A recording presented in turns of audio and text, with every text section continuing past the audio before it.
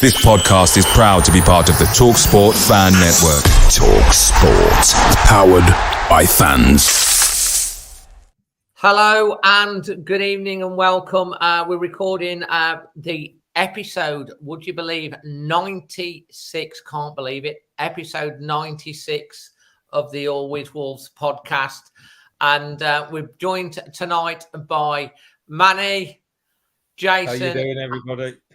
And Jack. Jason, obviously, and from the Always Wolf, from the Wolf Whistle podcast, just done Bully on his hundreds, and you've got Jeff Thomas coming out later on the week. Manny is in full recovery mode from your epic adventures, and Jack, who everyone really loves here on the channel on the Extra Time, has jumped on for his full podcast debut tonight. How are you, gentlemen? Good, very good. Tired after the journey last night, Dave. Yeah, I mean, was it? I saw something on the Samosa group. Someone asked if you'd actually walked there last night.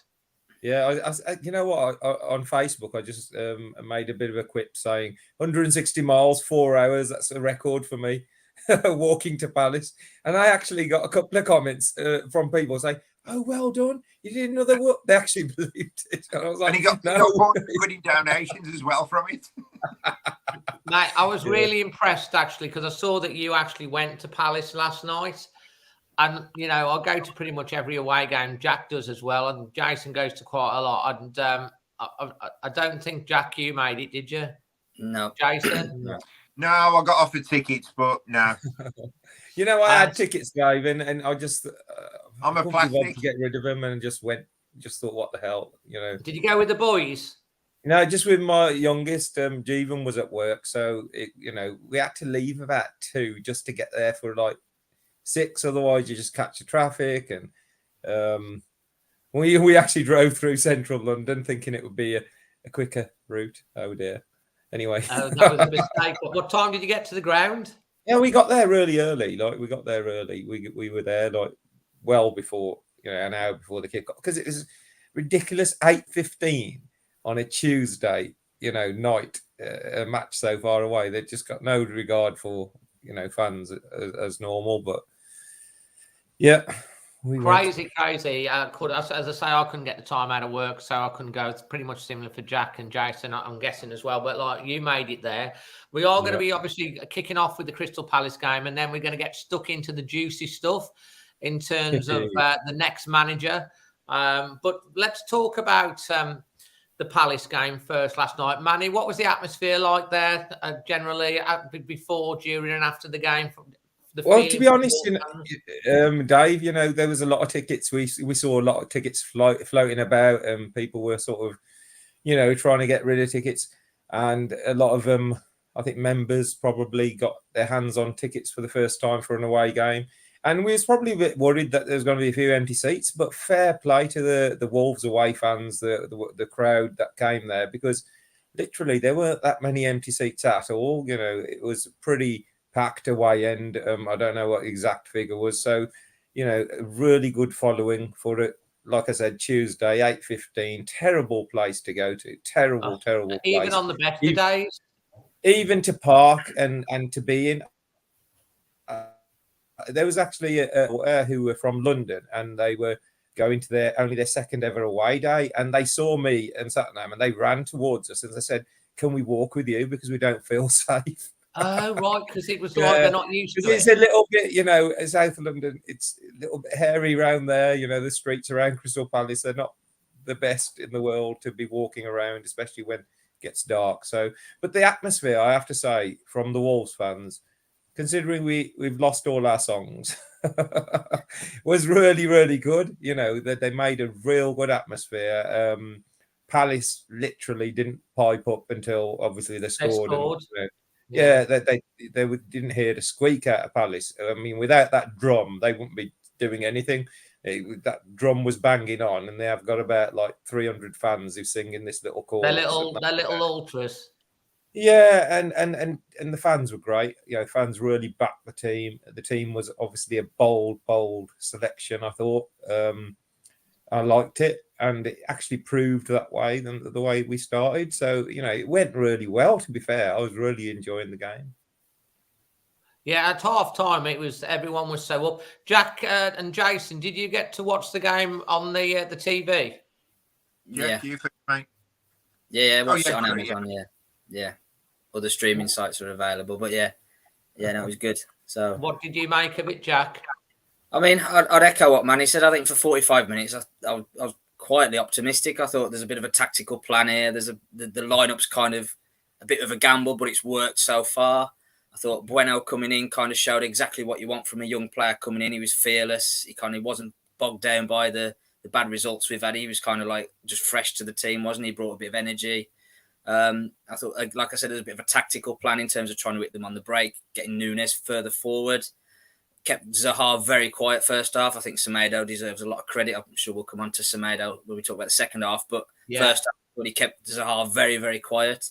And like you say, I think Steve Davis had probably got the team selection right. I know he was forced a little bit in terms of who was available and who wasn't, but he could easily have put Johnny in at left back, couldn't he? But he went, no, I'm going to go with Bueno. He put Boubacar in instead of Moutinho, which I thought was a big call to make given Joe's reputation. But again, I thought that worked for the best part of 45 minutes. So, at half-time, we're all sitting there thinking, hang on a minute, we're up to 12th here. We're winning a game, back-to-back wins it could be, and it's all looking positive. But I do think conceding a minute into the second half just absolutely killed us. And completely killed us.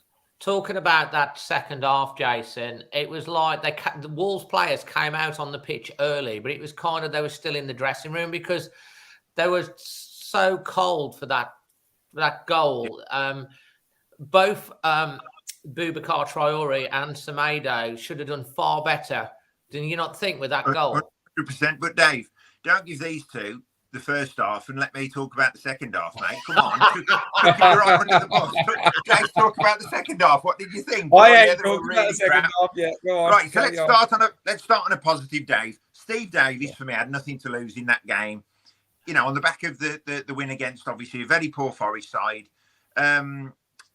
He knows these young players better than anyone. Joe Hodge, Campbell, Bueno. This is why they're getting opportunities. For me, Bueno was unplayable that first half. I mean, what a full debut. Incredible. To get an what a assist great like that cross as well. That's the sort of cross we've been screaming out for the goal. Yeah, for probably 2 years. And, Traore hasn't put a ball like that in his career at Wolves yet. Bueno, his first cross I've seen him do straight to Traore's head. And I think it was also encouraging to see the midfield driving forward as well. And he just looked so more open, so more fluid. And you know what? I'll stick my neck out and say that's the best first half that we've had this season. I think you're right. I agree, Jace. I really do. Yeah. And now, Dave, as you've requested, I'll talk about the second half. And yeah, listen, we did get hit by a sucker punch in the 46th minute. Now, the best time for a team to score is obviously just before half-time or just after. And listen, Palace come out the blocks quicker than we did, and it's a goal. Back to the first half, though. Neves hits the post on the free kick, scores that. It's a different game. It's 2-0. It was an absolute peach of a free kick. If it had been a couple of inches the other way, it would have gone in. Yeah, and then realistically, Dave, yes, there's still 45 minutes to play, but it's as good as game over. Really, they've got to score 3 to beat us. They come out the block second half, and we I wouldn't say we capitulated, but we wasn't the first half side. And we all know what happened in the end. Just so disappointing because, like Jack and Manny was saying, I was expecting back-to-back wins. We'd scored in the first half from open play. It was all exciting. And then, listen, you can't blame Steve Davis at all for that. He explained his substitutes after as well. Yeah. So, on to Sunday. Yeah, what did you make of the second half then, Manny? I mean, obviously half time. You know what? I have to say that the crucial bit for me was that Neves free kick. We haven't been 2 goals clear in a match since February. It's 9 months. 2019, Manny. Yeah, February 19. That's 9 months. Women have babies in 9 months, and we haven't been 2 goals clear. And and that cushion is really, really important. So that free kick, it was a bit of bad luck, and it was a good free kick. We were on top at that time. We were playing well. Yes. Costa had a chance where maybe, if he'd been playing regular football, he would have probably took that first time. He tried to take a couple of touches and then toe poke it, and that was close as well. Literally, Palace, I think, had that shot from, long distance at the post themselves. But after that, I thought Wolves played really well, led by the fullbacks, Smedo and Bueno. Both of them first half were just rampant. Zaha didn't get a kick, and Bueno was playing 1-2s. He was tackling back. He literally blocked every cross that came in as well. So it was defensive as well as attacking. And so the second half, they've come out, and we're all, honestly, the away fans are really positive, and everybody's up. And we're just, you can see that we're saying to the team, concentrate, just concentrate, 10 minutes, just concentrate, literally 50 seconds later, out of nowhere, the ball comes on. And this Eze is a good player, but I don't think he's a far post, heading merchant. And he's completely on his own, isn't he? He's completely got the freedom of Sellars Park. And that does change a game. And for 10 minutes, you're just trying to get a bit of control. Now, the substitutions, obviously, as fans at the ground, we ain't got replays or TV, and we haven't seen any of the interviews. And I didn't see any of that Steve Davis reaction till this morning. So when that happened, it was like a complete shocker. There was a gasp from the away crowd that 3 quite important players, 2 who had played really well, had all been hauled off at the same time. Now, he's explained the injuries, but they didn't all get injured at that moment. So could he have staggered it? Could he have kept one on? Could he have kept Adama on for another 10 minutes and got the other 2 early? I just think, Crystal Palace don't see, these 3 are injured, that's why he's taking them off. Crystal Palace, Tyrick Mitchell was punching the air because Adama Traore was going off, because he was having an absolute nightmare. The guy was being roasted every time Adama got the ball. They panic, and to see him go off was a big relief. And I just think, Boubacar Traore committed fouls, but he put his foot in. He was pressing so hard in that midfield, something that we don't do.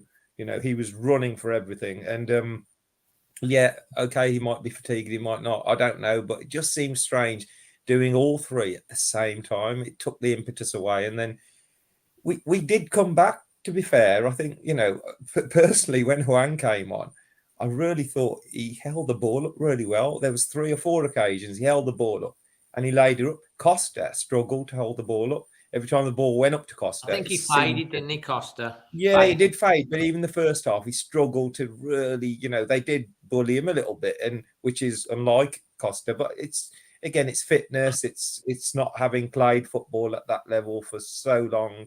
It's going to happen. Where Huang did actually, bring the other players in, and we weren't that far away from maybe nicking a goal at the end, but it was just so frustrating after playing so well in the first half. And just but I think we can take positives. Last year we played Palace away, we got absolutely hammered 2-0. We didn't lay a glove on them, we hardly had a shot. So if you compare it from last year to this year, we went ahead. We had a similar number of shots. We had similar possession, similar passing to a very, very strong Palace side, especially going forward. So, And Palace have come from 1 goal behind at home. That's the 3rd time they've done it this season as well. And we've literally, every time we've gone ahead, struggled to hang on. Newcastle, Leeds, Palace, we've gone ahead in all 3 games. And we've picked up 1 point from, winning position. So that's a concern. That second goal is a huge concern. 5 goals in 11 games is still rubbish. I know people have a go at Smedo. To be honest, I didn't see, again, the angle from where we are as away fans. You can't see everything. And I didn't see Smedo making the mistakes that you see on TV afterwards, especially him running back on the second goal. Yeah. The second because goal. The thing is, the first half... I thought my TV had paused. Mate, Grace, the first half, he was literally, he ruled Zaha. He played brilliantly. He was almost like our best player on the pitch with Bueno. And to see that second half was just You know, what is it? Is it lack of desire? Is it a lack of just switching off? Is it mental thing? You know, because he's got the ability, he's got the pace. I don't know. Why does he do that, guys? I don't know. Well, we listen, you can't, against any opposition in the Premier League, you switch off and you're going to get punished. And Semedo showed that yesterday. And he wasn't at fault, especially for the second goal, in my opinion. And that's obviously ultimately the goal that cost us the game. But the other thing we haven't mentioned is that chance that Costa had early on. Now, 2 or 3 years ago, he'd have had that for breakfast. Yes, it may have got caught under his feet. Why didn't pull the trigger straight away? I don't know. But he seemed to almost try and put it onto his weaker foot, unless it did get caught under his feet. But why he just didn't shoot? If he'd have shot then, you know. Jason, don't you think that's been a lot of the players? You can say that want to take an extra touch. It's going to shoot him first. Absolutely, he's trying to walk it into the net, perhaps. But I think if he'd have hit that first time, it's a goal for me. Yeah. What did you think? I mean, I know it was ruled out for offside, but I was literally going nuts when we had a brilliant move. Was it Bueno again that knocked the ball across? And then I think it was Collins that was a yard out and managed. Guedes crossed it, I think. Guedes was it? Guedes. Yeah, he was offside. He was offside, but again, I think the offside saved him because he was a yard out and he missed.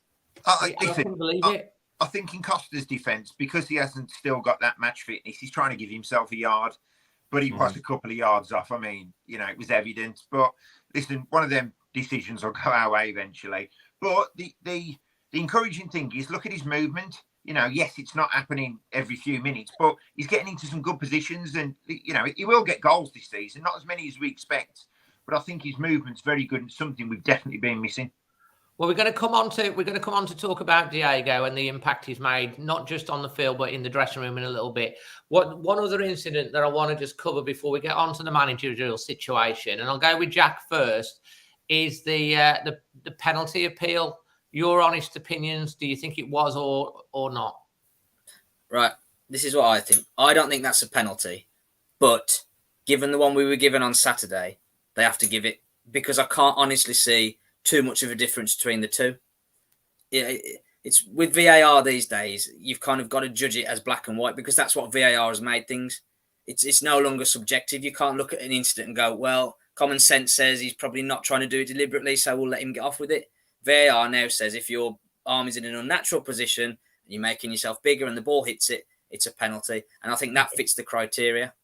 Just like the one on Saturday when the Toffolo from Forest did it and we got the penalty. So I can't quite work out why they gave the one on Saturday but not the one yesterday.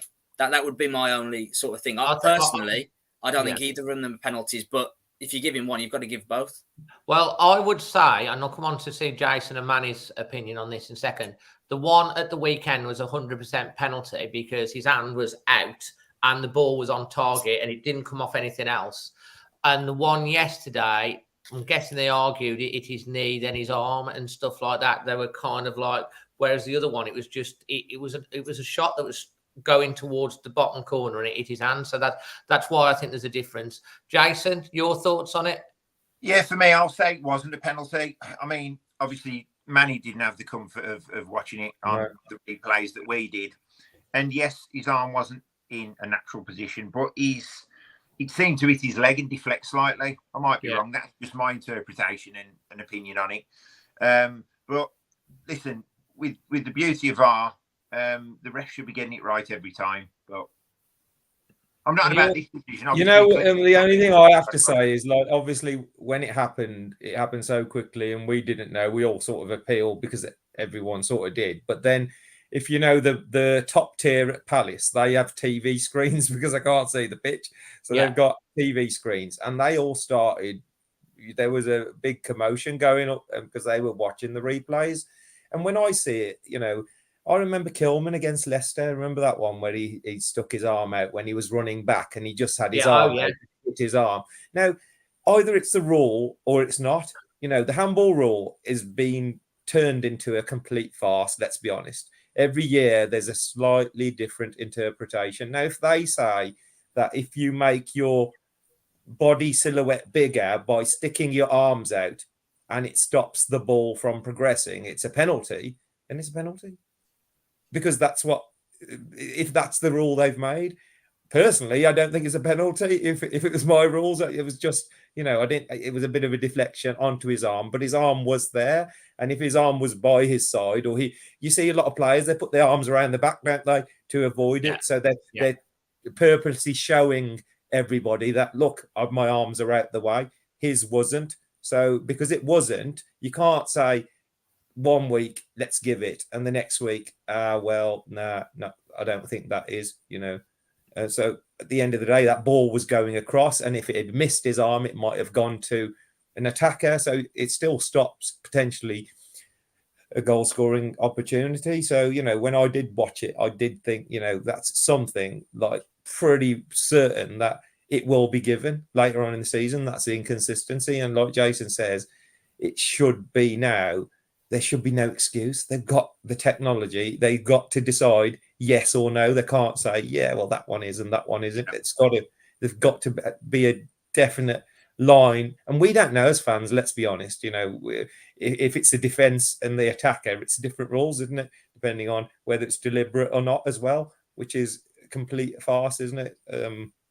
So, at the end of the day, I guess I think we probably all agree that probably would have been a soft penalty we given, but like as you say, by the letter of the law, where's the consistency? There's not a consistency. I think just to jump in there, I think what we should be more aggrieved about was that Joel Ward didn't get the second yellow when he followed through on Jose Sá right at the start of the second half.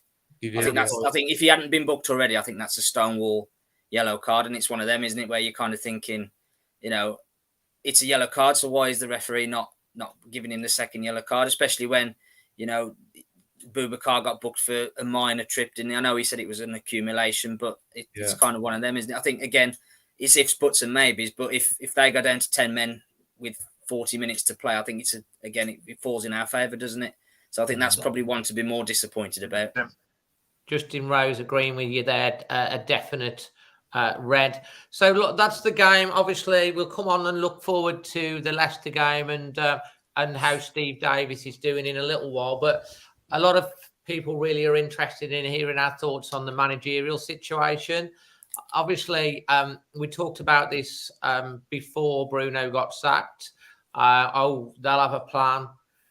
It'll be sorted, someone ready to go. Well, we're like 2.5 weeks into this pretty much, and we still haven't got the manager sorted.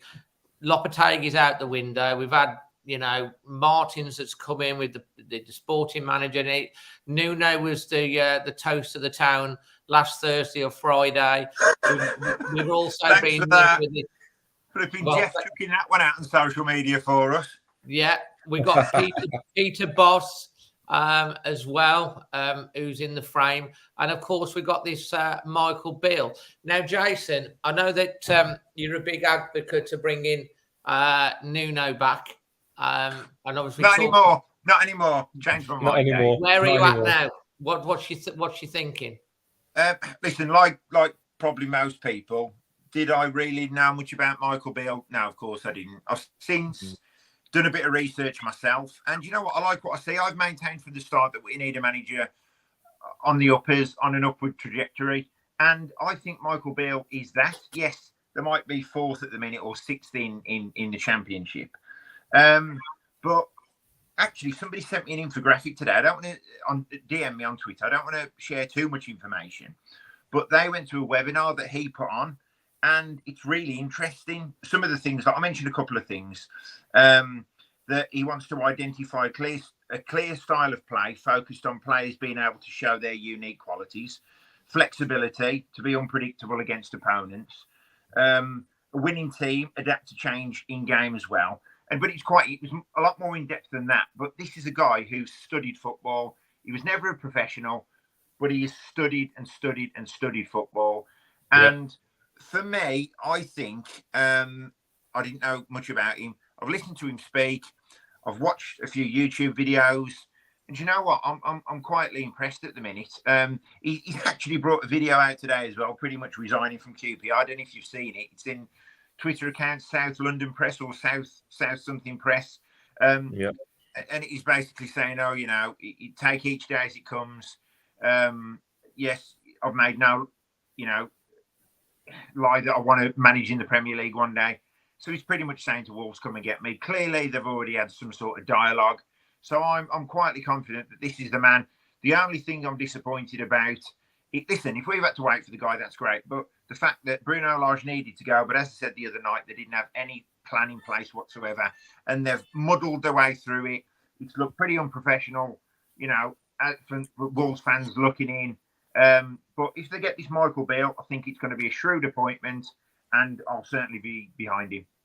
Well, then, looking at the Twitter poll that I ran on Always Wolves about this, you can see that 71% of Wolves fans, and there's over 200 that have voted on that, are a big yes. There's 19 on the percent. There's only 10% that are dead set against him, which surprised me, which is quite interesting. So I think a bit like what you're saying, Jason, the more people look into him, the more people are coming around to thinking this could be a shrewd appointment, Manny. I was just going to say, sorry to jump in, Manny. Go on, carry on. People are probably looking at, it's a Championship manager. I've never heard of him. He's never played professionally. And I get that. They're the objections to it. But I think there's so many more positives to what he can bring after watching him and doing my own little bit of research. There's people out there researching him far more than me, and some very credible people are giving him some real plaudits. So I think he's definitely going to be a shrewd appointment. Yeah, you know what Jason says, Dave, the most important thing is, rather than us just say, oh, who's Michael Beale, actually use your noggin and Google and research and read, and you'll find some information and then make a judgment. This guy at 20, at the age of 20, he said when he was 20, by 40, I'm going to be a manager. He was driven. He's been described by one of his QPR squad members as a genius of football. You look at Emi Martinez, the goalkeeper of Villa. He regarded Michael Beale not as a coach. He was our second manager. Gerrard and him were the managers. You look at what Gerrard says about him. No top line manager talks about their coach like Gerrard talks about this Beale, and he's basically putting everything that we put on the pitch is down to Beale. I'm there as the manager, I pick the side, but this guy, I'm light years behind him on methods, plans. He uses a system where he divides the pitch into 3 zones: the top 36 yards, the middle, and the back, and he believes in winning the ball in the middle 36 and then attacking. He's got obviously attacking philosophy. He wants to empower each individual with exactly what they need to do and exactly what they need to do to improve themselves, and he makes players really clear. You look at responses from the players he's dealt with, all of them say, we all sing off the same hymn sheet. We all know what we're doing. We all know what he wants. So he's almost like a philosopher of football at a very young age. He's not someone who's played the game at 30 odd and retired and thought, I'll take up manager. He's actually, at the age of 20, decided that he wanted to be a coach. He wanted to coach kids. He wanted to then progress into top line sort of assistant manager roles, which he got at Rangers. It's not a small club. And you look at the Rangers and the Villa fans on Twitter today are saying, oh my God, he was the start of our downfall, losing him. When he went, that was the brains. He was called Brains, wasn't he, at Villa, I think. And so, that's what you've got to research. So he's been to Sao Paulo. Just think about it. A young English coach had the balls to go to Sao Paulo in Brazil, and he had one defeat in 20 games. And then they sold 9 players, and it went a bit south after that. But he came back and he still got a top job. He was in the academy at Chelsea and Liverpool. You don't leave Chelsea to go to Liverpool if you're rubbish. Even an academy job, Liverpool can employ whoever they want. So let's not just think, who's Michael Beale? Let's do a bit of research. Let's see the progression of previous coaches. Mikel Arteta, I mentioned, was only ever a coach, was never a manager. He decides to take his first managerial job and he's top of the league, given a bit of time because he studied the game. You look at Graham Potter's progression. The guy was just in the Norwegian league. If we'd have picked a coach up from the Norwegian league, are we going to suddenly say, oh, he's rubbish? Graham Potter's doing... We did, Solbakken. Yeah, we did. Shut up, guys. Good example, Manny. You know what? Having said all this, obviously he's a gamble. Obviously is a risk. But I think Wolves are in a position where almost any manager that we employ will have a huge element of risk or gamble attached to it. But we're not going to get the Pochettinos or Tuchel's. We're going to prize Pep Guardiola off out of Man City just yet. So everyone below that level is always going to be a bit of a risk. But you know what? He seems really driven. He seems really ambitious. And every time he talks, I've listened to 3 or 4 interviews. There's also, if you go on coachesvoice.com, you can see his own words. So in his own words, he's mapped out his whole career. So it's almost like at 20, he had this vision of where he wanted to be and where he wanted to coach and what philosophy. And that's quite a brave thing for him to do. And I'll back him fully. He's British, English coach that's got a lot of experience at a very young age. And I think we should be excited about an appointment like that and not think, oh, well, he's not a fashionable name. And he speaks Portuguese. Yeah. Jack, fluently. Moving on to your views, Matt. I mean, that was really, really interesting what you've had to say. And I think, Manny, that's quite educational for everyone that's watching or listening to this podcast. You've obviously done your research, looked into it. I've done the same. Jason's done the same. When you look at everything, Jack, let's hear your views on this, because you're always the voice of reason. Try to. Yes. No, I agree completely with what Manny and Jason have said. I think if we're going to take a punt, and let's be fair, it is a punt. I think the comparison to Graham Potter is very interesting, because I think relative to budget and expectation, I think Graham Potter's probably been the success story in terms of Premier League managers in the last 2, 3, 4 years. So if we've got the next Graham Potter, then that's going to be fantastic for us, isn't it? And that's probably what we're doing. I think we're not going to get a Guardiola, a Klopp, a Tuchel. It's going to have to be a Potter. It's going to have to be a Potter, isn't it? And it's going to have to be someone that we can mould and almost be a stepping stone, yeah. But someone that can come in, stamp his authority, show himself off. What a great coach I am. Look what I'm going to do with this group of players. I'm going to get them way above where they should be. And then I'm going to go off and do something else. And I think that's kind of what we need to do, because that's our player recruitment model, isn't it? We sign a player for £15 million, put him in the Premier League. He's brilliant, and we sell him for 30. And that's kind of what we're going to have to do with the manager. We're going to have to get this guy from the Championship who's so well regarded. I mean, I've not read anything negative about him. None of his former players, former coaches, former, people who've worked with him have all said the same things. He's great, very driven, ambitious, deep thinker on the game, very good tactically, good man manager as well, which I think is going to be very really important. Very important. Yeah. Because they do look like a team without direction and without leadership at the minute. So someone who can come in and bring that is going to be absolutely massive for us. So, I think he's going to be, if it is Michael Beale, and it looks like it is, I think it's a very shrewd appointment. Yeah, it's a punt because, people are saying he's not done a lot as a head coach, but he's done so much more as a coach, hasn't he? I think you talk about, he's only had 15 games as a manager or a head coach, whatever you want to use, but he's been coaching for 20 odd years. I mean, he started in futsal, didn't he? So he's going to bloody love Max Kilman. So, that'll be the commentator's thing, won't it? Michael Beale, who's also... Did Max Kilman play futsal?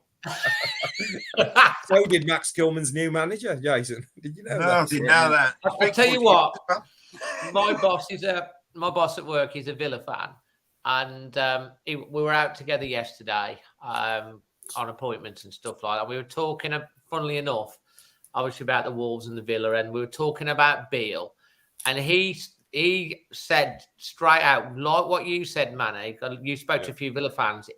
It all started going wrong for Gerrard when he left. I've read up. There's a I think it's called Rangers Noise, big Rangers news channel that they've done a thing, and they're all very big on Beale, and they want him to come back to be their manager as well, because he's so highly regarded. Again, for the coaching and the brains, like what you said when he was at Rangers under Gerrard's Rangers. Yeah. So everything I'm hearing, and there's a lot of people that have been on the channel and we've talked about it, going on and harping about why do we always go with Portuguese or whatever? Why can't we get an English manager? I'm like, who? Well, this is the who, isn't it? If we're going to go down that route, then it's and looking at the polls and stuff, the majority of the Wolves fans are quite warming the more they look into it, that he could be the man. And from all the reports that we're seeing, he could be at Molineux for the Leicester game, whether or not he'd be managing or watching it, but it's looking like they're looking at pushing this through, doesn't it? Go on, Jace. Well, the other danger is now that they've alerted other clubs to him, and there's going to be managers that, maybe West Ham or the Villa job coming up. He could be a prime candidate, so I think we've got to move really, really quickly. Yeah, I agree. It's again a little bit undercover. I mean, Fossen, for all their criticisms, they do a lot of stuff behind the scenes as well, don't they? A lot of player signings have happened that way, where nobody's got a clue, and then suddenly we sign someone. So maybe they've just been working on this guy as the backup to not getting Lopetegui, and it's not just. I'm pretty sure it's not just popped up, oh, who's he? He is regarded and he is known. And, the Nuno was probably just a bit of a smokescreen to keep us occupied while they were working on it. It's not easy to, he probably thinks he's got time on his side to get into the Premier League and take his pick of a decent club if he does well at QPR. So there might be a bit of him that thinks, I want to finish this project with QPR yet. I've still got something to give here.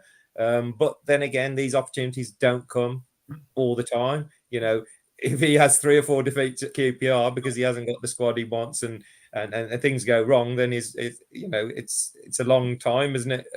A match or two, a month of poor results in football, then suddenly your stock goes down. So I'm pretty sure if Wolves really want him and they really push out for him, they'll get him. And and then us as fans, hopefully, looking at the polls and looking at some of the more learned opinions of fans, it seems like people will be willing to give him a real good crack at doing a good job. Yeah, well, Gray Adams has said some people writing Beale off prematurely doesn't seem to be more of a gamble than anyone else. I think that's a fair comment. If you're watching the chat, we've got well over 180 watching live at the moment. Just put a yes or a no in the chat, so we got us guys watching can sort of see where you're thinking and what the vox pop is. I also hear that there's a buyout clause in his contract as well, or there's a clause in his contract that if Wolves meet that, he can go. Some of the journalists have been reporting that. But I think most of us on here, from what we're saying, it's like if it was to be him, then I think the fan base will probably get behind him, and he looks like they're leaning towards that. Dave, I don't think there's, like, if you think about it, who else is there? So we have to ask ourselves, who else is there? And all the ones we've been linked with, apart from Lopetegui, the Pedro Martins or the boss, or they've all sort of failed a little bit at their clubs recently. Yeah. But they've all failed a little bit. They've all got a bit of baggage. Now, this guy is clean. He hasn't got baggage. He's just started. He's ambitious. Like Jack said, literally, I was scouring the internet for somebody to say something negative about him, because you will always find someone saying something negative, and you cannot find anybody to say, actually, he was a bit of a control freak, or he didn't get on with so-and-so player, or so-and-so fell out with him, or he didn't have a plan B. There's pretty much nothing out there that suggests that there's... Obviously, he's very young in his career as a manager, but even when he was a coach, there's nothing out there apart from praise. There's also links of him, being close with Ancelotti and Mourinho when he was academy coach, learning off those guys. So he's been around these big top clubs. He would have got a lot of information, and he seems really ambitious and really confident, and that's what I like. He's like a really straight kind of talking guy, and he knows what he wants. And I think we should, look forward to it if we do appoint him. And of course, this story will run and roll over the next 48 hours to 72 hours in the build up to the Leicester game. I'm sure we'll hear a lot more on this. I think Wolves are waiting probably to make an official approach until after the QPR game tonight, which I believe they're winning. And Ray, who's watching on Facebook, says QPR are currently top of the league. There you go. Let's talk about our interim managers, Steve Davis and what's the other chap's name? James Collins. Yeah, how do you think they've done? I mean, they've took the team for three games. We'll kick off with you first on this one, Jason. Yeah, I think they've done well. They haven't really got anything to lose. It's a bit of a romantic story, isn't it? Steve Davis, getting a chance to manage his boyhood club, and I'm really pleased for him because listen, we'd all give limbs to be in that position. Obviously, he's worked for it all his life. He's also an accomplished manager as well, and I just think it's important that whoever comes in, yes, they're going to bring their own backroom team in, but I think these guys are still integral to obviously the under-23s and under-18s, which is where they'll be moving back to, but also that link to the first team as well, because I think they've I think that what's been different for me is, the on the pitch, players have just, I don't know, we've almost opened up a little bit. We've, took the handbrake off, as I said last night. And I just think that they are the job they've done in the last 3 games for me. Yes, the results haven't been there, but it was tough. They've had to pick us up by the scruff of our neck. Fair play to Steve Davis and James Collins. I think they've done a good job, and it was nice to see Moutinho on the bench the other day, Gene the players along.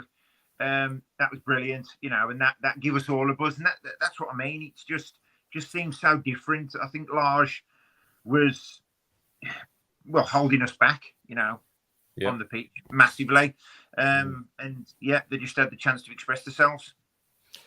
Jack, your thoughts on obviously Steve Davis? Yeah, no, I agree. I think it was always going to be difficult, and I think in a short period of time, it's difficult to make a massive impact. But I think what's been really good is that the players seem to be enjoying their football again a little bit more.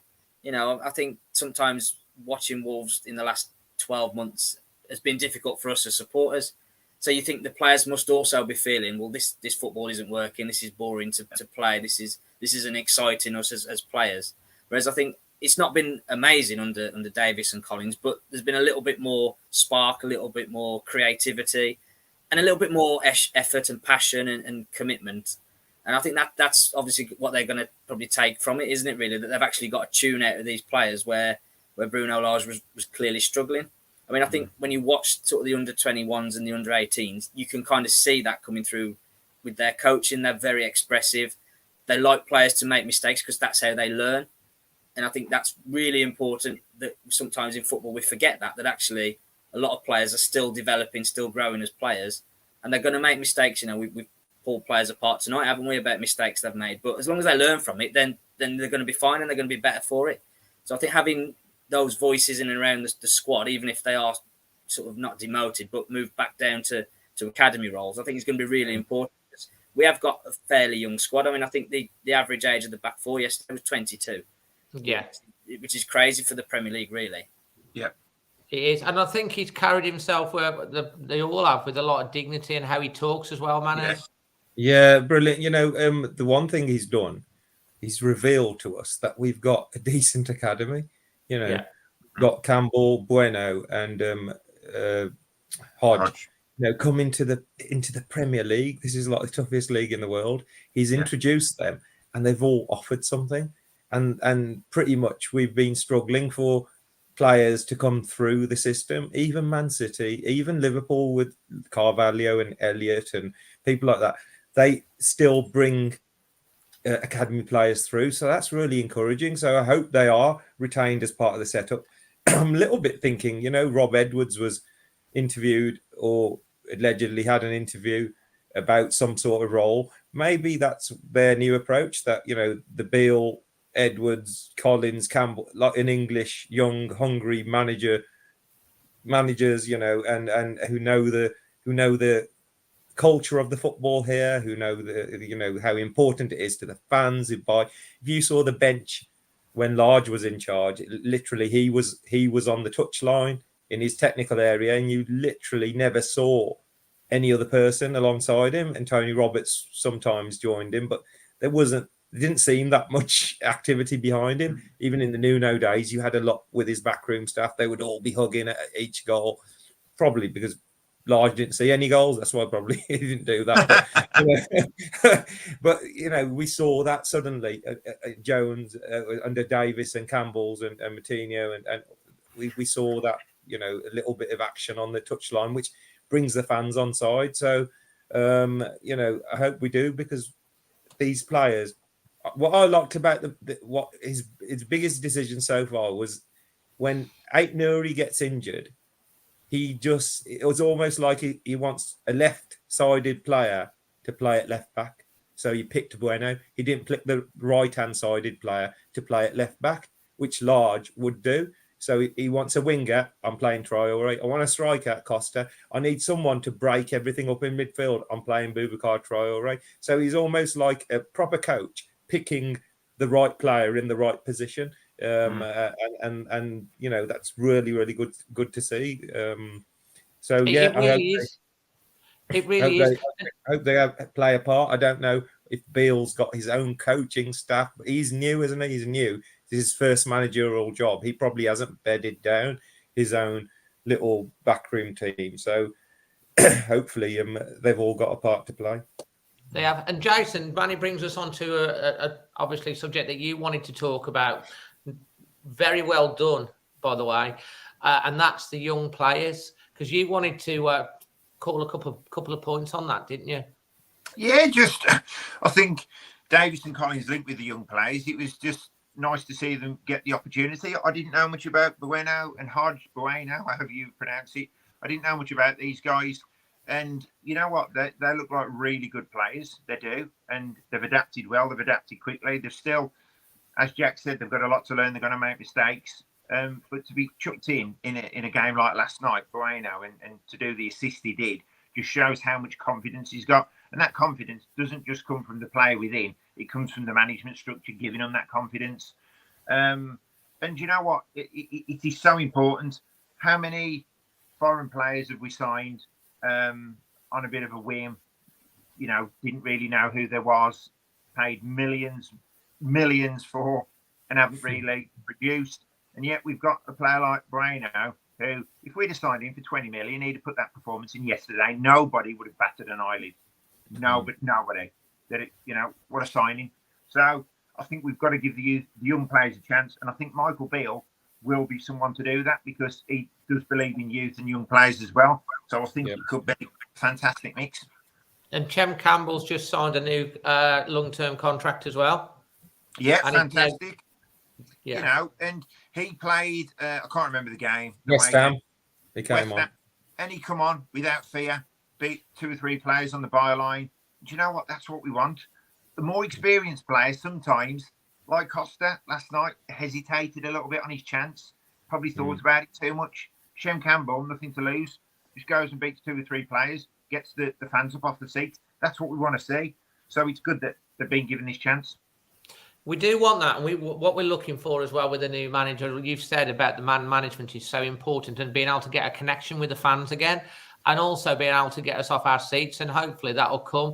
Jack, how impressed have you been with the likes of Chem Campbell, Bueno, Joseph Hodge, all of those type of players that are starting to make their appearances, full debuts for the team as well, coming on and being part of that bigger squad that they're getting experience? Yeah, no, absolutely. I think it's there's been a lot of investment into the academy in the since Fosun came in, really. And I think we're starting to sort of see the rewards of that. I mean, I think what really helps and what we do differently to a lot of clubs at academy level is we really blood them young. I mean, last year when we were playing under 23 football, we got promoted with a team at average age of 18. And in fact, the under 18... You watch a lot of under 23 youth football, don't you, as the Wolves? You go to a lot of games. Yeah, I mean, at one point last year, towards the end of the season, the under 18s were mainly 15 and 16-year-olds because the 17 and 18-year-olds have been pushed up to 23s football. And I think that's a really good way to do it, because that gives them just that really early indication of this guy's going to be good. I mean, you watched the under 18s last year get to the FA Youth Cup semi-final, and you're seeing guys like Lemba Kisa, Ollie Tipton, Harvey Griffiths was in there, Tyler Roberts, Nathan Fraser. fantastic players. And now this year they've stepped up to 21s football and they're doing really well again. And it won't be long until those guys are being blooded into the first team, whether it's travelling with the squad, being on the bench, you know, maybe getting 5 minutes at the end of a cup game, that kind of thing. But there's a real sort of progression now, and you can kind of see that with players. They're thinking, well, you know, that guy was in my position 2 years ago, and now he's starting games for the first team. Now he's coming on in 3 games in a row for the first team. That could be me. And I think that's kind of really going to help them long term. And I think the likes of Chem Campbell, who, you know, for me is a real talent. I've questioned his attitude in the past with the 23s. He's got a real streak in him for getting sent off and you know, petulance. But he's really knuckled down in the last 12 months. And he's become a real key player for that 23 group. Hugo Bueno, similar, has kind of outgrown it almost. Luke Cundle did the same last year. He was obviously far too good for 23s football. So he's gone out on loan. And it's that kind of thing. There's that real almost conveyor belt where players are kind of, they judge them far earlier. We're not keeping players till they're 22, 23 and then going, actually, we're not sure, so we're going to let you go. It's kind of like, you're 19 years old. We think you're good enough. We're going to back you 100%. We're going to either get you out on loan to play this football like Taylor Perry's done, or you're going to be part of this first team group travelling every week with the squad. And I think that really, really helps them because they're given the right sort of guidance from the very start, really. And you have to give credit where credit's due because Fosun do come under some criticism and they have invested a lot in the academy and the facilities and all of that. And like you say, it's starting to bear fruit. Some final thoughts before we go on to the next subject, Manny, on the young players? You know what? I was just thinking about reading some of Beale's stuff earlier. And this QPR player was talking about how he'd worked all his life with young players, under 7s, under 9s, under 12s, under 15s. So when he came into the QPR setup, they had a lot of young players. And it was so natural for him to work with young players. So, you know, that our squad is actually, you know, if you look at Kilman and Collins, yes, they make mistakes because they're not still experienced, you know, top line professionals. They'll get there. They've got all the attributes. And to have a manager that's experienced in working with young players and encouraging, and he becomes like your mate, and he finds what makes you tick. If he develops a plan for each individual player, and he gets them to focus on themselves to contribute. And I just think it'll be a positive. You know, and it's great to see them through. Like Jason said, we can't. If we had Aitnuri and Johnny injured, and we had no left back, and we were allowed to sign someone on an emergency, we'd have to go and spend 15-20 million on getting somebody of Bueno's performance last night. You know, and they might not have produced the quality they produced. We spent 30 odd million on Guedes and, you know, 40 odd million on, there's 80 million we've spent on a couple of players. And then we've got Hodge and Bueno coming in who have like really impressed us. So it's really, really important, you know, that we can't, just because they're academy players, we've actually got to think about what their value could be for us as well. So like someone like Luke Cundle came in last year, did really well. So from having Moutinho, Neves and Dendoncker in midfield and no options, now we've got Moutinho, Neves, Traore, Hodge, Nunes, and we've loaned Cundle. That's 6. We've got 6 midfielders suddenly. Is Conor Ronan still around this? Conor Ronan. So we've got 7 midfielders suddenly from having 3.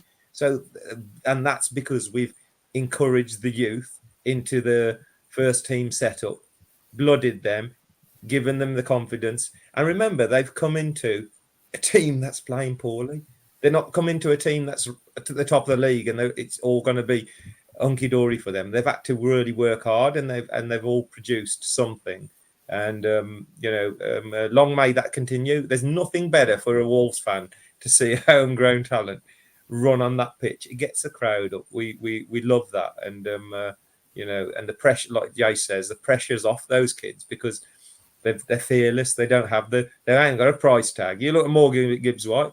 He's a decent player, but that 40 odd million quid is going to haunt him for the rest of his life, isn't it? It's not going to, it's never going to to go off him now. Only until he got the signing on fee, Manny. Yeah, well, obviously. That'll soften the blow a bit. I'll tell you what as well, which is I think is important, the fact that they've come on and took part and done well. The next time they get the chance, they're in their head, I've done this before, I can do it again. It's, it builds builds their confidence. Now, the next subject, I don't know who wants to go first on this, so I'll leave it for you three to decide. This is going to be talking. Can we talk about the performance of the manager, the performance of the players? Let's talk just because I think we should the performance of Jeff SHI and Manny. No, I'll go for Jack, the debutant. Manny's going first. I'm going for Jack. Go on then, Jack. Do you fancy it? Yeah, go on. Go on, Jack. Yeah, I'll have a go. So, I mean, I think if we start with Scott Sellars, I think the academy is functioning fantastically well, like we've just mentioned. Unfortunately for Scott Sellars, I think that's only part of his job now as sporting director. I think he's also in charge of the medical team, and I think they're underperforming badly. I mean, I'm staggered that they let Nuno carry on last night after he got that bang on the head, because he looked he almost looked concussed, didn't he, when he got back up off the grass. And we've had 2 or 3 players this year that have played on with injuries, and good knows what that's done to him in terms of long-term damage, But I've always said with Scott Sellars, because I've met him a few times at 23 games, he comes across a really nice guy. He's obviously very well respected within youth football. If we'd have kept him there and just said, right, you're our academy manager, and you've got to put a 10-year plan into place, I think we'd all be shouting from the rooftops, what a brilliant academy manager we've got, what a great academy we've got. I do question whether he's been over-promoted, and I think whether he's kind of got the clout and the nous to kind of run a Premier League top-half football club, which is what we're trying to be as a sporting director. If you look at the other teams in our position with their sporting directors of football, whatever you want to call it, they've got a lot more experience in that area than what Scott Sellars has got. And I think perhaps I admire the club in a way for promoting within and kind of going, we're going to give this guy an opportunity. But I do think part of perhaps the long-term strategy to kind of establish ourselves in that top half is we need someone at board level who understands that kind of role a little bit better than what Scott does. Like I said, I think you can't knock him for what he's done with the academy, but that's only a small part of his job, really. Obviously, recruitment has been up and down, hasn't it, in the last couple of years? I mean, we all kind of agree that we had a really good transfer window this summer in terms of Nuno, Guedes, Collins, and all those guys coming in. But before that, it was kind of very much, open for debate, wasn't it, whether we were stronger after concluding our business. What are your thoughts on Jeff SHI then, before we go on to talk to Manny about this and Jason Gillard? Again, I think with Jeff SHI, it's kind of how you judge him. Has he been successful at Wolves? I think overall, probably yes, because he took over as executive chairman when we were a mid-table championship team, and we're now 5th year into the Premier League. So purely on that basis, you'd say, well, he must have done something right in those 5 years to have got us to where we are. But again, whether he's kind of got the long-term strategy and plan. I mean, you see with this search for the new manager, there's clearly not been a cohesive strategy in place. Yeah. It was very much kind of like, let's go for Lopetegui, and if he turns us down, then we'll cross that bridge when we come to it. But that's not good enough for a Premier League club. You've got to have something in place if your number one target turns you down, or, for example, with the injuries we've had, if a player gets injured, what's your strategy? You're going to bring someone in, you're going to bring someone up through the youth team. That's been very scattergun at times, hasn't it?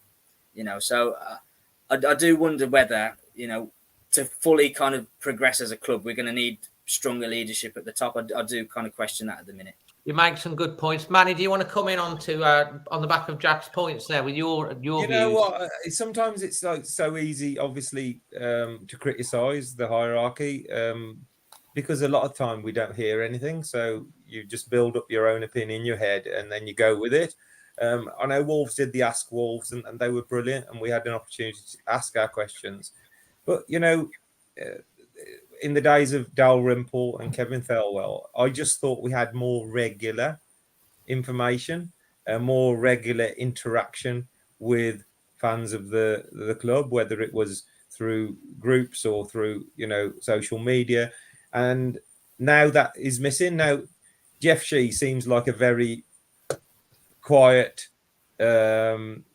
almost like a lonely man. I'm sure he walks the corridors of Molineux on his own, and nobody walks with. Sits in the canteen on his own with his sandwich box. We know he goes to the games on his own because we saw him yesterday, Dave. He pulled up in his white car and he was on his own, drove there, and I remember we saw him in Huddersfield and he parked in he parked in one of those estates. You pay like 15 quid. We parked there, and Jeff Shee parked there, Huddersfield away. So he's a very, very sort of private individual, I think, and he doesn't really, unless somebody really asks him in a like the way Johnny Phillips did in that format, he's not really forthcoming. So maybe we're all thinking he hasn't got a progression plan. Maybe he was like, Lopetegui's my first one, but then after that, we're not going to go down that route. We're going to, go for someone like Beale. Maybe there was. We don't know. They have got the academy right. Sellars, for me, I don't think he should be in that job. I think he's been promoted beyond his capabilities. I agree with Jack. He should have left him in charge of the under-23s or the academy or building that side of the football club, working with Collins and Davis, and bring in a top quality sporting director. Clubs spend, like us, with record fees on players, named players. We bring in Neves and Nunes and bringing in all these players and Raul and Jota all. But what about, the staff? Haven't we got to invest in that? Haven't we got to look for the best people to run that side? And I don't think, no disrespect to Scott Sellars, that he's the best person for that job, in that role. And, they've got the managerial appointments by and large wrong in their tenure. Let's be honest. Nuno was the one lone success. The rest of them were pretty much failures. So this could be the tipping point. If Beale does come in and does well, fair enough. But if he doesn't, then people will ask. You're right. Serious question. One way, the other. Even Fosun, if they've given 100 million quid and sent it to Jeff and said, "Go and get us European football again," and we're fourth from bottom, and you've just changed managers and we're still there. So surely they'll put pressure on those individuals as well, or change them. So this is a crucial time, and it's not all about esports and all that side. Yeah, I know it generates money and it's great, but that doesn't relate to us, the fans who travel home and away. We just want to see our team perform on the football pitch, score goals, and win football matches, and that's the only thing that changes it. SHI and Sellars become absolutely brilliant because we win football matches, and if we're losing, then people will point the finger at them as well, quite rightly. Well, the reason why I bringing it up, and I think it's a fair point as well that Stu Kelso makes about the global brand has expanded, all that sort of stuff through the pandemic. Yeah, that's good. That's the other side of it, isn't it? That they're working on, which I think is all great, building the brand, and it building the revenues and building the models, which I think is has been a success. But on the football side of it, there's been in the last year, there's questions about the Traore going to Barcelona, us paying for him to play there when we could have done it. You've got to ask questions about why we're selling Cody for $4.5 million to Everton at the end of the season. Why has Fabio Silva been allowed to go out on loan for a whole season when we know we've got issues with our striking department? There's no recall option. All of these, to me, are very questionable. And a lot of important players haven't signed on the dotted line as well. So, I mean, with Silva, Dave, the reason he's gone out on loan to the Belgian league is to get his stock up, because at the minute it's a player who signed for 35 million, who scored 4 goals. So yes, his stock is going up. That's why they've extended his contract as well. Clearly, because we're going to lose him for a year. I get that, Jason. I get what you're saying. I agree with all of that, and I think it's about having a viable replacement in. We didn't. No. Oh, exactly. No, we haven't replaced him. Exactly. I concur. With regards to SHI and Sellars, I mean, there was the jokes going about Jeff SHI, that he was driving the bus, selling the hot dogs, doing everything, wasn't he? Cleaning the changing rooms. And I think realistically, SHI and Sellars are probably doing the jobs of about 4 or 5 people. Absolutely. And I don't think there's a strong enough link between Jeff SHI and whatever position he purports to be, the chairman, and a director of football would be a great link. Somebody, a stronger character than Sellars. Listen, I'd imagine there's quite a few yes men around the club. I'd imagine there's quite a few people who don't want to lose the jobs. Quite a few people who feel privileged to be in these positions. And I think, if Scott Sellars is overseeing the medical department, which isn't great at the minute, overseeing the academy, now first team, that's too big a job. I'm not going to. Equally, the Wolves fans need a scapegoat on and off the pitch, don't they? And, the scapegoat off the pitch at the minute appears to be Sellars. Dalrymple, on to that point, never got replaced. So Jeff SHI just muddling along. So yeah, I just think there should be another 2 or 3 people in key positions within the club, within the hierarchy, to assist these guys. And then I think Sellars had better be judged on doing a specific job as opposed to the 3 or 4 he's doing at the minute. I think that's bang on, isn't it? Because you're only human. You can only be over so many things, and if you've got too much on your plate, mistakes get made. And I've defended quite a lot when I have a lot of people come sometimes go on the channel posting out all this sort of stuff, and I'm like, I have to keep reminding people, look what they've done and where they've got us to. Things at the moment are not brilliant on the pitch, and there's questionable decisions, but on the whole they've got a lot of things right. They have invested in the money, they've backed Bruno, and now they're looking to get the manager in. If they get what Manny says, this manager right, everything goes in the right direction. Boom. If it goes wrong, it goes down, doesn't it? Go on, Jason. Sorry. I was just going to say, you look at the football we've seen, look at the players who've had come into our club, look how the place has transformed. It was 2 7th place finishes, European football. I mean, it's just beyond our wildest dreams. We never thought we was going to get anywhere near there. Yeah. But equally, they're not immune to any criticism. Absolutely. This manager's, it's been an absolute shambles, hasn't it? We've been linked with everyone. I mean, the Sean Dyche thing, I've still got a bit of a beam up on it about because now he's been linked with West Brom. I just don't get it. Why was he even being considered? Or was he? It's just the communication lines have been very, very poor. Yes, they're not going to come out and say targets they're after, and alert other clubs to them. But I just think it's been pretty poor from start to finish, especially when managers then go into the press and the media and start saying, we've rejected the job, or, I just think it's been pretty poor from start to finish. But hopefully it will be a positive finish and Michael Beale will get the job.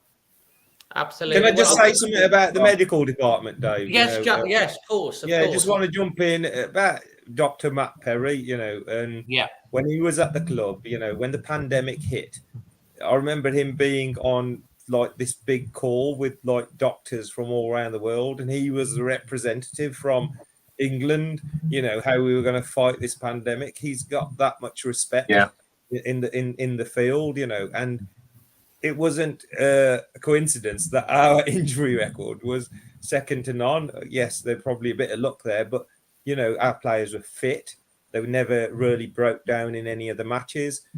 Never ever would you ever have Matt Perry, I think, misdiagnose a player and send him back on the field. We had it with Kalajic, we had it with Neto, both out now long term. Like Jack said, Nunes, when we were on the side where Nunes got injured, he was on the floor for a long time, and when he gets up, you can see them running concussion tests, and you think, they sent him back on, and you think, how do they make that decision to say, yes, you're fit and you can go back on? And Matt Perry never got those decisions. Really, he didn't really get them wrong, let's be honest. And we lost that, and we changed the whole setup, and we've got a new doctor and not new medical staff. And you've got to ask questions, because we got a lot of injuries and people 100%. Break down very easily. So he's probably a big miss in that area. We talked about that because the amount of injuries that we seem to be picking up, and long-term injuries as well, it starts to become not another one again. Well, let's look on something a little bit positive, because we've covered that off, and we've still got to come on to the Leicester game, and we've got a few questions at the end. But Manny, we went to see the Wolves women beat the the West Birmingham Baggy Birds last week. We should mention the Wolves women and Macca. You actually went in and did a team talk. Oh man, it was a team talk. I'm not Michael Bloody Beale, trust me. No, what it was, Macca, I've mentioned before. He is honestly, if you ever see him at a game or anything, go up to him and have a chat with him. He's one of the nicest blokes you'll ever speak to. He obviously he serves with RAF, and he was called away last year on an operation, so he missed the end of the season, really crucial period. So he's like there, he's serving his country. He's running this football team magnificently, and he watched the end of my walk, and when he watched the end of my walk, he said, I just got tearful, and he's a really emotional guy as well. He got tearful, and he goes, it was absolutely inspiring to see. And then he just called me in, and he goes, we're going to go into the team room. It was about 7:00, and I just want you to say a few words to the girls, and they're a fantastic bunch, and I say to any fan, if you're ever free on a Sunday, 2:00, it's free for season ticket holders. These girls, honestly, I am going to hold my hands up. Women's football got a bad press over a number of years, and we were all guilty of it. We watched it and we all thought, oh, bloody hell, they don't know what and I'm not going to lie, back in the 80s and 90s, it was like that. And when I went to my first game 4 years ago, I was like, wow, Tammy George, she's only slight, but she's exactly what you need in midfield. She does not pull out of any challenges, any 50-50s. And these girls ain't getting paid wages or anything. They're actually working. They're lawyers and solicitors and nurses, and then they're putting and Dan McNamara's got them all singing off the same hymn sheet. He's a brilliant coach, brilliant manager, has everybody in a huddle at the end of the game, and he talks to them on the field, and it's a lot of togetherness there. So yeah, get down there, and they beat West Brom easily in the end, didn't they, Dave? They showed character to come back from not the best the first half, and came back, got that really good penalty, cracking penalty, and then the second half they just took control of the game and won 3-1, didn't they? And then they Amber Hughes has scored 9 goals in 8 games. She's like the Steve Bull of their season at the moment. So please go down. There was nearly 900 fans there. It's a bit of a shame for me that they moved to Telford. They had to, because the ground wasn't fit for purpose at Castlecroft if they do move up the leagues. And it is a little bit of a journey. I feel sorry for the local residents around Castlecroft that used to walk down to the game, who are probably missing out. But there's still 900 people there, so get down there, support them, and they interact. All the girls interact with all the fans. The managers will speak to you, the staff will speak to you, and you get like a close sort of bird's eye view of how the club is run, and it's good to see. So. Jason, have you had a chance to get down yourself recently to see the ladies? I haven't, no, but I interviewed Dan McNamara on the podcast, and honestly, he was brilliant. And I've also, who did I interview? Manny, remind me. Oh, Anna Price, the captain. Anna Price. Sorry, Anna. I interviewed Anna Price, and once again, absolutely brilliant. And I'll tell a quick story about women's football. So about 25 years ago, probably a bit longer actually, we was playing down at like Dunstall, forgot what it was called now. It was like an indoor place. And the team we was playing didn't turn up in our little league. And there was a women's league, and this other team were playing didn't turn up. So these girls said, we'll play you. So me and my mates were going, we'll just put 10 past these. Do you know what I mean? I'm not even going to put my shin pads on, all that. Anyway, after about 5 minutes, we're 3-0 down. And right, we're looking at each other. We're arguing, pushing each other. We're like, I think we ended up drawing 7-7 in the end, and I've never sweat so much in my life. But what I will say is, there's so many positives around the club at the minute with the foundation. Obviously, Wolves women. There's so many, yes, we're having a lot of wins at the results in the Premier League, which is, the main part of the club, I guess. But you know what? The women's football is amazing, and it's really good how it's bringing people together. I mean, that crowd, 900 people. That's massive. Fantastic. That's huge. Yeah. That is massive. And Manny, I know why they had a bad first half, because you was giving the flipping team talk. That's I know. Yeah. You know what? I did dare half. them. You know, I did dare them. I said, if you've got any, I'm pretty sure I actually said to them, if you've got any balls, if you got any balls, if you score a goal, if they have, they shouldn't be playing. They should be playing for us. No, Didn't want to buy the samosa. I said to him, I want you to come over to the samosa stand and grab a samosa off me when you score. And so when they knocked the third one in, and it was like the end of the game, the captain, Helen Derby, she ran over and grabbed a samosa and took a big bite out of it, and which is fantastic, you know. And it was brilliant, really, really lovely girls, and brilliant. You know, it was superb to see. It was funny, and you got that photo off as well. Jack, I suppose you've been down because you pretty much go to watch all the teams. Your thoughts on the progression over the last few years as well? Yeah, it's fantastic. I mean, because I work in a school, and the school that I'm at, we're part of something called the Black Country School Games, and we take part in all sorts of sports. And the feedback we're getting is that girls' football, as it is the fastest growing participation sport in the country. There are girls queuing up now to play football, to get involved in local teams. There's just not enough teams in some places for them to get involved. I mean, I remember 2 years ago, maybe we took our girls' team to a tournament at next to the Hawthorn, so I had my injections before we went. And I think there's only 3 teams turned up. And this time we went this year, there was 12. So it's grown fourfold in a couple of years. And I think it's fantastic. And I think someone's just put in the comments, football is for everyone. And I think that is so true. I think whatever race, whatever gender you are, football is about enjoyment. And I think whether you're, like we've just said, it's for everyone to enjoy. And I think it's fantastic. And anyone who's got that ball say badge to everyone as well, yeah. If you've not been to a women's game, it's like what Manny said. It's like, it's actually really entertaining. And then watch the Lionesses when they played as well. And we were all gripped through the European Championships and stuff. So, and if you want to really taste it, go down to the new Buckshead Stadium and actually take in a game, take in the atmosphere. And I dare you not to come out having enjoyed it and enjoyed the atmosphere in the day, because it's still football. Okay, it's not on a Premier League level and stuff like that, but it's still good, isn't it?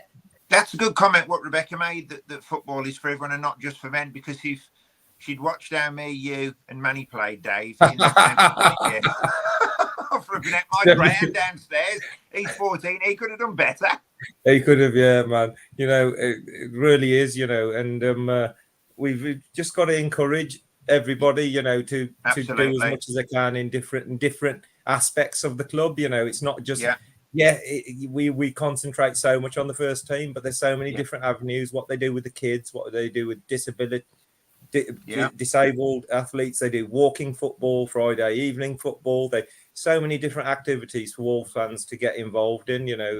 Obviously Sleep Out's coming soon, and people should sign up to that if they can do it on November the 18th. That's a really, really good event. And so there's lots of different aspects to the club that you can get involved in, and you get your kids involved as well. So the kids, the amount of girls that go to the women's games, there's just a line of girls waiting for like photographs and autographs afterwards, and so get yourselves down there. And bucket list to get down to Telford. You ain't got a very good bucket list, you mate. Absolutely. Whoever that was. Anyway, let's look ahead to the game at the weekend. It's going to be Leicester. You never know. It might be a new manager. He might be in the stands. Steve Davis and co preparing the team. Leicester not having the best start of the season as well. Wolves managed to get that victory against Forest last week. If we do win the game against Leicester at the weekend, we'll be on 12 points from 12 games, which is enough over the season, a point a game. Jack, your expectations ahead of that one? I mean, I think if we're being honest, we're probably back to where we were before the Forest game, where we're just sitting here thinking we just need to win. Even if we're not the best performance, if it's a scrappy 1-0 win with a deflection, we've got to take it at this point, haven't we? Because we just need to get points on the board.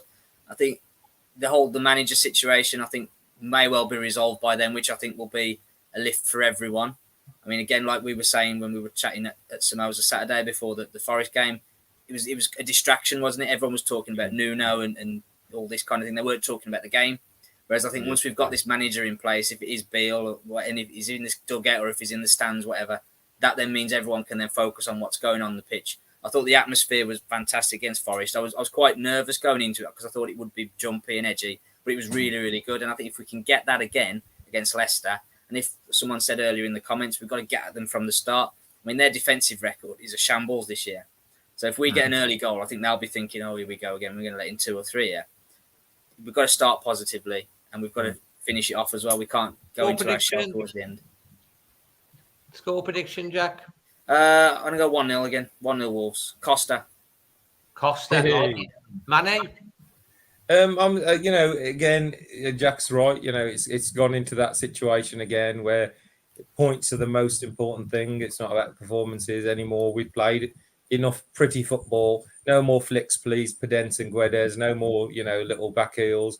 You used to see one back heel a season. He used to get on some highlights video. Now you see about 7 of them. Pedence loves a back heel. Yeah, when you're chasing the game, just want to play the simple ball, play the forward ball, play more progressive football. And if we produce even 90%, 80% of the first half against Palace, against Leicester, then we'll win the game because, against Forest, we didn't play brilliantly, but we got the result. But we need to, Leicester, we can get at them defensively, but we know Leicester, likes of Maddison and Demerara, right? They've got some decent forward players, Harvey Barnes. They've got some really decent forward players like Palace had as well. So it's not, a foregone conclusion, especially with the way we've been playing. But one thing I liked was Steve Davis, before the Forest game, he called for an atmosphere.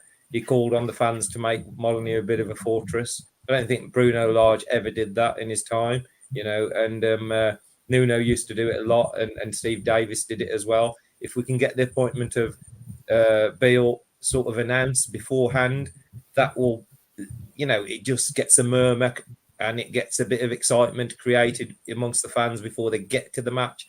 And hopefully all you need is one Boubacar Traore late challenge, and gets a ticking off, and it raises all the crowd and everybody gets behind the team and hopefully roar onto a win. And I'm going to go for our first 2-goal cushion in 9 months. I'm going to go for 2-0. And, let's just, you've got to make that. Molineux can be a fearful, place for any opposition. We've heard players from opposition sides say in the past, bloody hell, going to Molineux is a real hard place, and the fans really get on your back, and we need to do that. We need to lift it, especially if we get this a new appointment, and really roar our team off. And I said today, 2 extra goals still would have been a paltry season, but say Fulham and Bournemouth, 2 extra goals in those 2 games puts you mid-table, puts you 2 points off 7th. And everybody's thinking, it's not too bad, is it? So we're not a million miles away, because the league, apart from 2 or 3 sides, is a bit of a muchness, and we've literally competed with every single side we've played against. We've just keep coming out on the wrong end. So hopefully on Sunday we can come out the right end. I like the 2 goals, Manny. Jason, for you? For me, Leicester aren't great defensively, as we can see, but they are very good going forward, as Manny and Jack have said, with the likes of Maddison, etc. Yeah. But they are fighting for their lives. So they're going to come to Molineux wanting 3 points, make no mistake. And they are a much, much, much better side than Forest. Whichever way you look at it, they are. They've got a better team. These players have played together for a while. So it is going to be a really tough game. I'm going for a 1-0 Neves. I think Neves is going to score again. But if we do lose, I've got my banner ready saying Davies out. Manny, you got any questions on your Facebook side of things? I know, actually, again, all I say is there's a lot of comments, not questions, about, this is a panic appointment. He must have been 5th choice. He must have been this. What about Nuno? So I just say to people, don't just look at the name because you haven't heard of him and he hasn't been fashionable. Look at his past, look at his interviews, look at what other players, other professionals, Gerrard, Martinez is a very experienced goalkeeper. You don't get, especially Gerrard, I never heard Klopp talking about his assistant. I've never heard Guardiola talk about his assistant. Gerard was talking about Michael Beale. He's the brains. He does everything. I am light years behind him. And you don't get a manager openly admitting that, you know. And Mick McCarthy used to do it about Terry Connor. Did he? He did. Well, there's a few questions on Twitter. We've got one. Do you think that Rob Edwards will be coming along with Beale if he takes the job, as he just missed out on another job, as part of the setup? Possible? Well, I think Rob Edwards wants to manage, doesn't he? And that's why Michael Beale's obviously cut his ties with Steven Gerrard. And I think Rob Edwards wants to manage. Would he accept a number 2 role again? You know, he's done a good job. I mean, the Watford job, he had to take that job because it is a big job. Was it a step too far? Maybe, maybe not. But listen, you're a dead man walking as soon as you take the Watford job. So I think for Rob, he deserves a chance to go on his own. Absolutely. The only thing I'd say is that also proves to me that Wolves were also looking at young homegrown managers. If they've gone Edwards and now they've gone Beale, that they've also, alongside looking at, you know, the Mendes channel or the Portuguese channel, they've also looked at young, hungry British managers. So, you know, which is a good thing, because literally they've always sort of, you know, just rung George up and said, get us something because we're struggling. So that's a good thing. And he may not, we'll see. But like Jay says, he probably, after being a manager, he wants to probably continue being a manager. And Jack, a question for you. Final question tonight before we close the show. Coming up to the 90-minute whistle. Jack, if Beale does get the job, or whoever gets the job, do you think Fosun will open the purse strings to support the manager in January? I think they're probably going to have to, aren't they? I think we need a striker in January, regardless of who the manager is, regardless of where we are in the league table at that time. We need to bring reinforcements in strikers. I think in terms of whether it's Michael Beale, I think because he's orientated towards his coaching, he'll probably say, actually, I want to see what I can get out of this group of players first before I sort of start spending loads of money and bringing this player. Let's see what I can do with this group first. Yes, I'll bring in reinforcements up front, but let me see what I can do with this group of players before I start sort of splashing the money. So I wouldn't expect a massive sort of investment in January. I think they will go and get a striker. Yeah, I'd love someone like Ivan Toney, but whether that's realistic in January, I don't know. But we'll have to see. Oh, I'd love Ivan Toney in this team. Oh. So would every other team, I think. Yeah. I'd take Tony Daly at the minute. I'd say, you know, you break down again down the wing after half an hour. No, yeah, you know, the money spending, we've already spent 100 million quid. Yeah. So our posts are going to go out and do it again. I just think, you know, that there's a problem we've got, and there's a real problem somewhere with Raul, and let's be honest. You know, it just seems a very, very strange situation. Yeah. Nobody's really clearly talking about what the injury is, how long it will take, and he's in Mexico. But again, they've used it's come out. Oh, it's potentially something with his groin. So why is he going all the way to Mexico? I don't understand, man. I don't understand. He wants to play in the World Cup and the Mexican. Yeah, but that shouldn't be the priority. He should be getting fit for us. The thing with Jack says, he'll probably want to look at these players, but the problem is between now and the transfer window opening, there's 5 games, isn't there? That's what he's got. He's got 2 at Christmas. He's got, if he's not in charge of Leicester, he's only got 3 more. So he's got 5 games before the transfer window opens because of the stupid, ridiculous Winter World Cup. So it's going to be like, but in a way, maybe that's a good thing because he gets this 6-week pre-season with his squad. Well, so I have been told that they are going on a Dubai training camp, the ones that aren't actually with away on international duty. They will be going to a Dubai training camp during the World Cup. So it's a good, like you say, it would be like a pre-season, wouldn't it? Well, maybe that's that's probably done the deal for him. He's got a holiday in Dubai. Maybe, you know, but that'll be a good thing, I think, for the new manager. I think a lot of clubs will come this winter break because there'll be this 6-week period. That's when clubs like the Villas and the Leicesters and anybody who's down there struggling will make their decisions and say, let's get someone in so they've got this period to work before the season restarts again. Absolutely. Listen, guys, it's been an absolutely fantastic. We're literally coming up to the final whistle, the 90-minute mark. Manny, how's your recovery going? You know, are you just having a little bit of a downtime now before your next epic? Mate, there's nothing planned. Adventure? Honestly, people say, what's next plan? There's nothing. I'm pretty much, we'll go week by week and see if anything comes up. But there's nothing planned this year. Just I'm back in the gym. I've been back in the gym just to get on your Instagram story. Legs moving again, and they're still a little bit sore, but it's been fantastic. All the fundraisers, like Jason does so much. We've just seen Neil Taylor climbing, every bloody mountain in the world. It's fantastic what people at Wolves do together to raise. Literally, I remember speaking to the Express Star I said, if you actually total up all the fundraisers who help out in the name of the club and use the fan base, it literally goes into millions of pounds. And that's fantastic and should be applauded and celebrated. And every fan's got a part to play, every single fan. So, Manny, with you walking to Chelsea and Neil walking up all these mountains, I genuinely have trouble walking up the stairs. I'll sponsor you. Yeah, please do. Jason walks up the stairs. And there is one day there will be that book that we've been talking about coming. You've got plenty of chapters.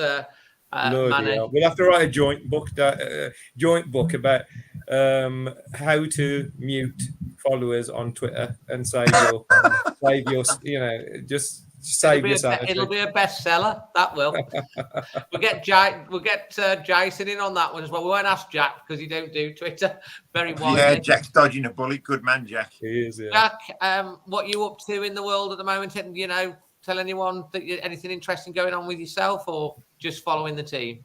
Just following the team, really, isn't it? I mean, I think obviously the World Cup's on the horizon, isn't it? So I don't know how people feel. I'm not kind of overly keen on this World Cup. I don't feel the same buzz as what everyone else is kind of not what you normally do. So I think it's going to be interesting. I mean, I'm not sure quite how many players we'll have going, actually. Because, I mean, we were talking, weren't we, before about, we'll have massive disruption. I think maybe 4 or 5. Yeah, 4 Portuguese, probably. Yeah, and Wang. Yeah. So, but I mean, so looking forward to seeing the World Cup, how it plays out in the winter. So, I mean... And then Boxing Day fixture, and we're back at it. Jason, just to let everyone know, I've just decided, take a listen to Jason's Wolf Whistle podcast. Absolutely brilliant. Love it. Always listen to every episode.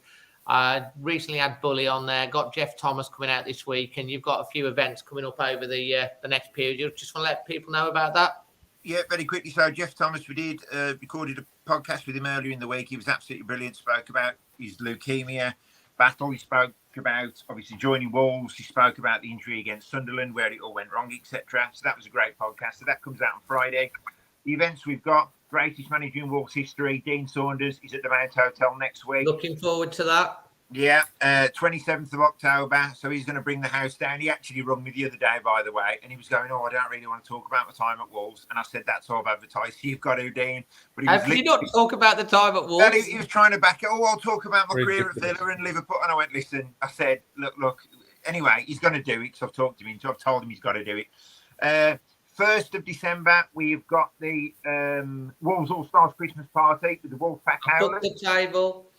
So that's always a great night. And on the 4th of December, which is the Sunday, we're at the Mount Hotel again for the memorabilia fair. There's 6 or 7 stalls, loads of memorabilia, so a chance to get some bargains and some Christmas gifts. Fantastic. Excellent. Guys, listen, thank you ever so much for joining tonight. It's been a great podcast. We're just into the 4th minute of added time. And you never know that by the weekend, we could have a new manager who's in, who is the real Beale. There's a tumbleweed moment if ever I've heard one. Guys, thank you. And then there was silence and everybody switched off. It was that moment. And the real Beale. Guys, thanks to everyone that's joining the chat. We've went well over 150 watching. If you're watching it back on the live catch-up or on the podcast, I really hope you've enjoyed it, and we'll see you on the next one. We're only 4 short of 100, which would be a major total. 100. Well, so Are you going to have something special lined up there? Yeah, I will. We'll have to talk about that, see what we can sort out for that. Guys, for myself, Jason, Jack, and Manny, love to you and your families, wherever you are. Keep the faith. Out of darkness cometh light. Always Wolves. Always Wolves.